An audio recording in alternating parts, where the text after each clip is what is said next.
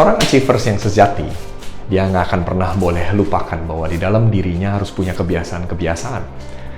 Seringkali kita melupakan ada hal-hal yang harusnya kita kerjakan dan harusnya yang tidak kita kerjakan. Di dalam akronim Achievers, ada huruf yang ketiga, yaitu H. H berbicara tentang habit, kebiasaan. Bagaimana dengan hidup kita hari ini? Apakah kita masih memiliki kebiasaan-kebiasaan yang buruk? Seorang achievers yang sejati harus punya keberanian untuk bisa menghilangkan, membersihkan hal-hal yang buruk dalam dirinya. Sama seperti hari ini, saya ada di dalam kamar mandi. Mungkin cukup lucu ya, kenapa harus ada di kamar mandi? Karena di dalam kamar mandi, ada kebiasaan-kebiasaan yang seringkali kita rutin kerjakan. Kebiasaan mandi, kebiasaan cuci tangan, kebiasaan mengambil sesuatu, dan kebiasaan membuang, contohnya. Seperti ini. Nah, kita harus biasakan ada hal-hal yang rutin kita kerjakan. Jadi, seorang achiever sejati jangan pernah melupakan, dia harus konsisten untuk apa? Untuk membersihkan bagian-bagian yang kotor dalam dirinya dia. Hal-hal yang tidak penting harus dia buang. Tapi hal-hal yang bersih harus dia utamakan. Berbicara tentang habit, berbicara tentang dua hal.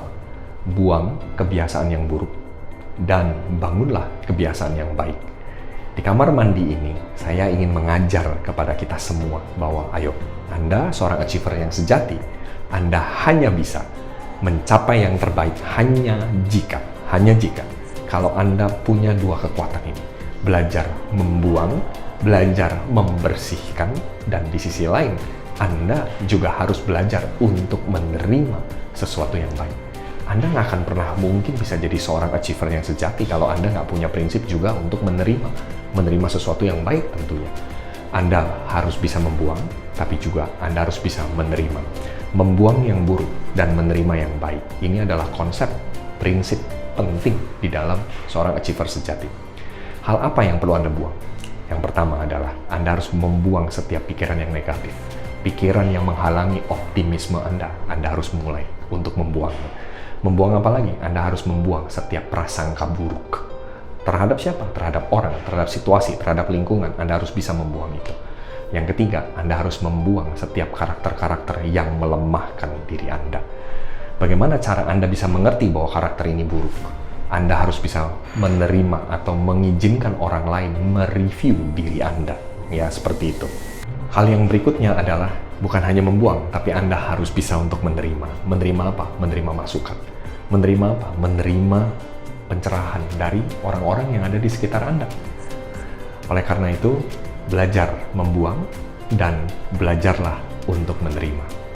Punyalah sikap hati untuk menerima. Untuk bisa menerima, Anda butuh kerendahan hati. Di kamar mandi inilah Anda melepaskan semuanya. Anda tidak memiliki apa-apa. Ketika Anda mandi, Anda nggak mungkin mandi dalam kondisi memakai pakaian. Anda akan melepaskan semua jubah Anda dan Anda akan membersihkan diri. Ini prinsip tentang punya kerendahan hati untuk melepaskan setiap jubah Anda, melepaskan bahkan setiap status Anda.